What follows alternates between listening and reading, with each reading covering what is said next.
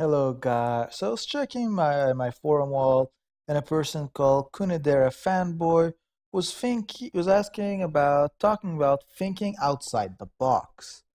So there's a lot of ways to think outside the box. I'm gonna think maybe give a few ideas, things to note, and then he also asks us to talk about his specific team that he was doing for fun. And again, as I always say, if you're not having fun when playing Soccer Spirits, then you're not doing it right.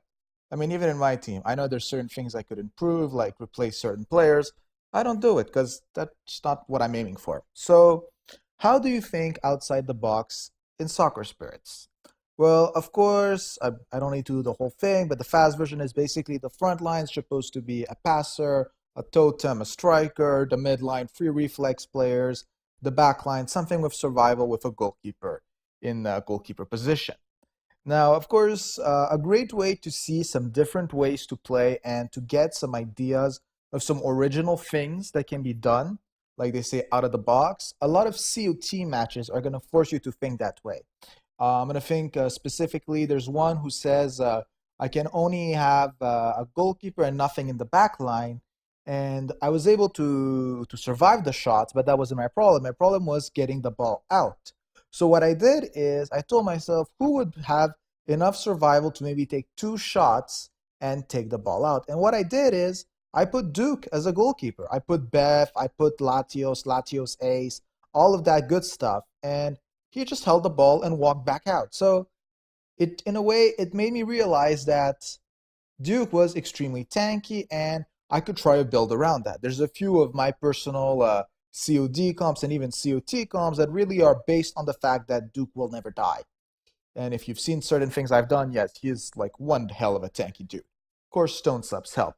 So when we're trying to think outside the box, especially with the current players we have, a thing that I've seen happen a lot of times is especially in COD and certain COT matches or Super Boss, is people making a front line of just damage increased totems. Some sort of midline with a passer, a very strong line buffer like a Yuri for really increase the pass, the striker, and in the back line, get someone to penetrate all the way to front like this when the passer receives the striker receives the active pass, he doesn't lose the bonus when he penetrates because there's no one to penetrate for 2 minutes. And this is actually very powerful, and it's kind of an original way to look at it. Or another way is have four totems in the middle that just buff your team, have a passer, striker in front, and use not even a passer, just other increased damage totems. Just one striker all alone in the front with two lines of totems, and have an Askeladd in backline filled with people that actually buff pass effects. And of course, there's some great defenders who do that, or people we still use in backline. Like you could put a Yuri, you could put a Kiki, and all of that can again make a really cool original comp. Now, of course, I can't think of every comp, and depending on who you have, what are your legends, what you run, there's a bunch of different things you can do. There's nothing wrong with thinking outside the box. For example, even for midline, it's known as reflex hell, but if you can put three players with counterattack resistance, or even one passer and two attackers with counterattack resistance, it doesn't even matter anymore because between the reflect, the strength your backline is going to have penetrating, and the fact that they're going to be able to ignore the reflex of the person when penetrating, it doesn't matter anymore. Of course, there's always going to be a little bit of RNG between counterattack, between reflex. Just try to not be too traumatized by those things. So he's trying to talk about this team. So Ravian, Evelyn, Kurapila, Death Queen, Silk Rowena, Patrika, Varisa, Rudiel, and Zibroy. So let's look at it objectively. The backline is honestly kind of fine. It's not optimal, of course, but Rudiel Ace is basically nowadays, if I remember correctly, increase attack power when you're above 50% life. I'm guessing. Of course, if you wanted that in more powerful, you could run Uriel, but at least in a way, it is someone who's meant to be in backline. A Verisor Ace is also very interesting if you're looking for some good survival.